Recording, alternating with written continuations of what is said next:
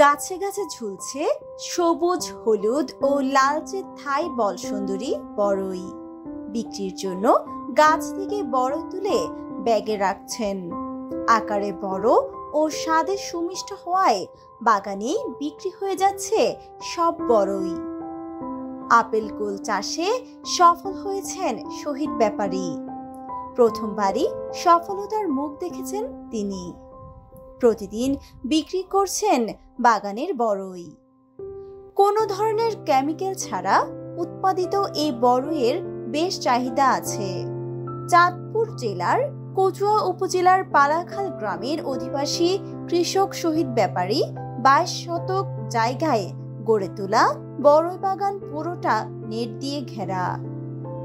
এ পর্যন্ত 40,000 টাকার বড়ই বিক্রি করেছেন বলে জানান কৃষক শহীদ ব্যাপারী। আমার এই জায়গায় 22 শতক জায়গার ভিতরে আমি কুল বাগান করছি। একটা হইলো বলসুন্দরী আর একটা হইলো থাইকুল, দুইটাই মিষ্টি বড়ি। আর পাশাপাশি বড়ি বাগানের ভিতরে আমি দেশীয় উন্নত মানের আমের বাগানও লাগিয়ে দিছি। আরো অন্যান্য গাছ গাছের লেবু গাছ আছে, কলা গাছ আছে, সাগর কলা গাছ দেশীয়। এগুলা আমার ওই দেশীয় জিনিস, মেডিসিন ছাড়া, কোনো কীটনাশক মেডিসিন ছাড়া আমি এগুলা আমার বাজারে বিক্রি করি। আমারটা আমি নিজে বাজারে রেখে বিক্রি করি। এই পর্যন্ত মোটামুটি আলহামদুলিল্লাহ 1040 টাকা বিক্রি হয়েছে। বড়ই চাষে কোনো কৃষক আগ্রহী হলে কৃষি অফিস থেকে বিভিন্ন পরামর্শ ও সার্বিক সহযোগিতা করা হবে বলে জানান কচুয়া উপজেলা কৃষি কর্মকর্তা মোহাম্মদ মেজবা উদ্দিন। আমাদের এই কচুয়া উপজেলার একজন কৃষক শহীদ ব্যাপারী, উনি আপেল কুল চাষ করে স্বাবলম্বী হতে যাচ্ছেন।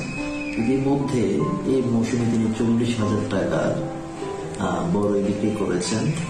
তারপরেও তার বাগানে যে পরিমাণ বড়ই উৎপাদিত হয়েছে, আশা করছি সে তার বক্তব্য অনুযায়ী সে লাখ-খানেক টাকা আর বিক্রি করতে পারবে।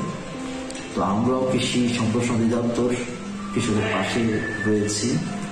এই ধরনের ফসল আরো যেন কচুয়ায় ছড়িয়ে যায়, আমরা নিয়মিতভাবে কৃষকদের পরামর্শ দিয়ে যাচ্ছি।